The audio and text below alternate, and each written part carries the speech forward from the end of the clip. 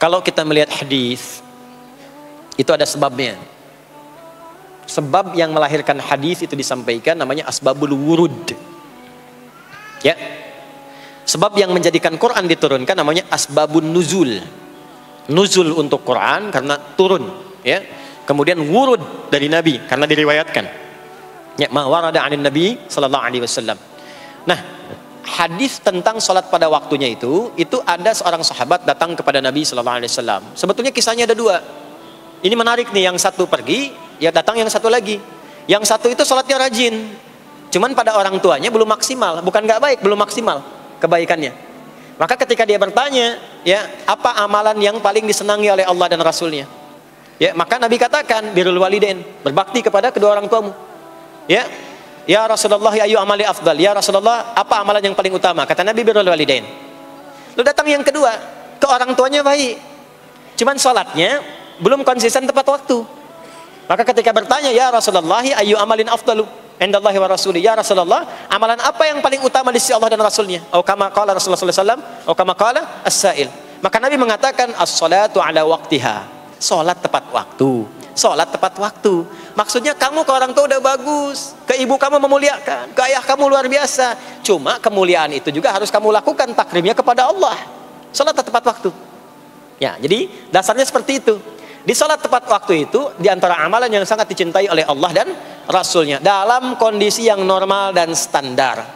Dalam kondisi yang, ya, kita dilibatkan pada kondisi tertentu yang tidak ideal, tidak standar, maka ada dalam bab fikih namanya mustasnayat, pengecualian disebut dengan darurat. Maka kaidahnya berbunyi ad-daruratu tubihul mahdhurat. Darurat itu menjadikan yang tadinya tidak ideal menjadi boleh, bahkan terkadang wajib dilakukan. Yang kalau dipaksakan ikut ke konsep awal jadi dosa. Contoh, sebelum ke ibu tadi, ada yang dokter di sini. Misal, dokternya akan melakukan tindakan. Tindakan itu berlangsung dari mulai jam 1 sampai ke jam 7. 6 jam tuh operasi. Dia ikut tuh dari zuhur, sudah bisa zuhur. Tapi kan akan lewat asar. Maka sekalipun dia bukan di perjalanan, dia jamak zuhur dengan asarnya. Jangan sampai ketika dia sedang membedah, lihat jantungnya, baru mau solusi diberikan tahapan-tahapan pengobatan, asar berkumandang. Allahu Akbar, Allahu Akbar. Salat tepat pada waktunya. Mohon maaf ya, salat dulu. Itu bisa celaka itu. Bisa celaka. Ya, maka yang dilakukan apa? Dia jamak sebelumnya. Dia jamak dengan asar, ya selesai itu dia dapatkan maghrib nanti. Nah itu seperti ibu ini yang ada bayi. Perempuan itu disunnahkan sholatnya berjamaah, ditunaikan ke masjid sepanjang ada 3 hal yang telah selesai urusannya. Yang pertama apa? Selesai urusan kewajiban dengan anaknya yang Allah titipkan melalui ibu itu. Jadi ada pekerjaan perempuan yang nilainya tinggi di hadapan Allah, dan itu jihadnya. Nilainya tinggi dan lebih tinggi dibandingkan dengan seorang anak yang berjihad, berjuang di secara militer. Bahkan nanti ada kisah di Al-Adabul Mufrad karya Al-Imam Al-Bukhari, seorang anak muda sudah ke medan perang. Lalu sahabatnya mengadukan kepada Rasulullah, ya Rasulullah sallallahu alaihi wasallam, si fulan ibunya sedang menangis sekarang. Menangis si fulan yang pergi berangkat ke medan perang itu. Kata Nabi, panggil dulu dia sini. Begitu datang, kata Nabi, irji', pulang ke ibumu, buat ibumu tertawa seperti engkau membuatnya menangis. Jihad dulu dengan berbakti kepada ibumu, baru engkau berangkat. Makanya nanti di hadis lain disebutkan ibu 3 kali. Ummak, ummak, ummak, thumma abak. Ya, man abar ya Rasulullah, kepada siapa aku berbuat baik? Kata Nabi, ibumu. Nabi, ibumu. Siapa lagi? Kata Nabi, ibumu. Sampai 3 kali. Thumma abak, baru bapakmu. Ada anak SD pulang dari madrasah, belajar hadis ini, ditanya oleh bapaknya, nak belajar apa? Hadis Nabi. Apa itu? Kepada siapa berbuat baik? Jawab Nabi apa? Ibumu. Lalu apa? Ibumu. Lalu apa? Ibumu. Lalu apa? Bapakmu. Berapa kali ibu disebutkan? 3 kali. Bapak berapa? Sekali. Coba kasih tahu ibumu yang ada di dapur, ibu disebutkan 3 kali, bapak sekali.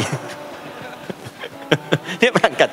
Jadi 3 kali. Kenapa 3 kali disebutkan? Konfirmasi ditafsir oleh Sayyidina Ali bin Abi Thalib karamahullah wajah. Kata Sayyidina Ali, dan beliau jenius, termasuk jenius matematika. Sayyidina Ali bin Abi Thalib buka kitab namanya Al-Jawahir karya Syekh Tantawi Jauhari. Di kitab jilid yang terakhir itu ada tentang kejeniusan Sayyidina Ali yang memecahkan masalah matematika dengan pendekatan Al-Quran. Saya balik ke yang tadi. Kata beliau, seorang ibu dimuliakan 3 kali di hadis dibandingkan laki-laki karena ibu punya 3 keistimewaan yang tidak dimiliki laki-laki. 1, mengandung, laki-laki tidak. Dua, melahirkan, laki-laki tidak. Ketiga, menyusui, laki-laki tidak. Maka ketika ada seorang ibu tengah mengandung, melahirkan, dan menyusui, itu dimuliakan oleh Allah, perjuangannya jihad. Dan dalam masa-masa itu, mendidik awal-awal di awal itu ada toleransinya, ada daruratnya. Jadi kalau anak menangis butuh perhatian, dan itu bagian dari kewajiban, jangan dipaksakan kemudian, mohon maaf, tinggal dulu, berangkat dulu ke masjid, pulang lagi, anak dalam keadaan haus, tertinggal, jauh dari kasih sayang, itu nanti bisa berhukum dosa di dalamnya. Maka ada toleransinya. Kapan keutamaannya? Ketika dia sudah mulai bisa menenangkan anaknya. Ya, tenangkan, selesai, dia tunaikan sholatnya. Dan itulah waktu sholat yang ideal bagi seorang ibu yang punya kebutuhan di dalamnya. Kedua, bila aman dari fitnah di jalan. Ketiga, bila ada space-nya untuk perempuan. Kalau itu terpenuhi tiga-tiganya, maka silahkan berangkat ke masjid. Tapi kalau tidak ada satu di antara tiga itu, jangan paksakan. Maka keutamaannya adalah di rumahnya. Maka sama nilainya dengan yang ke masjid. Hadisnya sahih. Hadisnya sahih. Seorang perempuan Ansar datang kepada Nabi Sallallahu Alaihi Wasallam mengadukan tentang keadaan diri dan teman-temannya. Jadi istilahnya dia sudah rapat dengan teman-temannya. Tolong tanyain dong sama Nabi, enak banget jadi laki-laki, ke masjid bebas, jihad bebas, haji bebas tanpa mahram. Tanyain dong. Maka diutuslah seorang perempuan mewakili teman-temannya itu. Maka ketika mengadu kepada Nabi, kata Nabi, sampaikan pada teman-temanmu itu. Bingung perempuan itu. Karena nggak pernah cerita kalau dia diutus.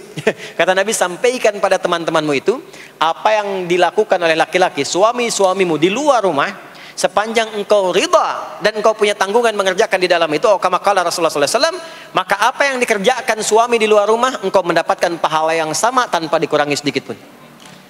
Suami ke masjid, sholat subuh berjamaah, ibu tidak memungkinkan keluar karena ada tanggungan, disiapkan keperluan suami, berangkat, titip ridhonya, minta didoakan kepada Allah. Itu pahala suami sholat di masjid, ibu mendapatkan yang sama tanpa dikurangi sedikit pun. Ya. Dan lebih dahsyat lagi hadis yang lain, riwayat Abu Hurairah. Idza maridal abdu, atau kama qala Rasulullah sallallahu alaihi wasallam. Qala Rasulullah sallallahu alaihi wasallam, kama qala, idza maridal abdu aw safar, kutiba lahu mithla ma kana alaihi muqiman sahiha. Jika seorang hamba sakit atau safar berpergian, ya, atau dalam kondisi yang uzur, tidak bisa menunaikan amalan rutinnya saat dia sehat dan sedang mukim. Saat sedang sehat, sholat sunnah, tahajud, ya, baca Quran. Tiba-tiba apa? Anda safar, nggak bisa sholat sunnah, karena yang fardu pun dikosor. Ya, makanya jangan terlampau soleh ya. Ya, kalau sedang safar kan yang fardu aja dikosor, masa mau ditambah dengan sunnah lagi? Walaupun tidak dilarang, gitu kan? Walaupun tidak dilarang. Anda biasa puasa sunnah Senin, karena safar Anda buka. Itu karena kebiasaan Anda menunaikan puasa. Saat safar tidak puasa, pahala puasa tetap diberikan sempurna walaupun tidak puasa. Hadis sahih. Berbahagialah seorang ibu. Ibu biasa dalam masa sucinya, baca Quran, puasa, sholat sunnah. Tiba-tiba muncul masa haidnya. Begitu masa haid itu tiba, nggak baca Quran, nggak sholat, itu pahala bacaan Quran dan sholat sunnah dan yang lainnya diberikan sempurna tanpa dikurangi sedikit pun. Makanya kalau sedang masa suci, bu, perbanyak amal soleh. Perbanyak, sebab kalau sudah tiba masa menopause, tuh sudah normal lagi, seperti laki-laki. Kenapa nanti ada masa haid? Ada toleransi di situ, ada kemuliaan.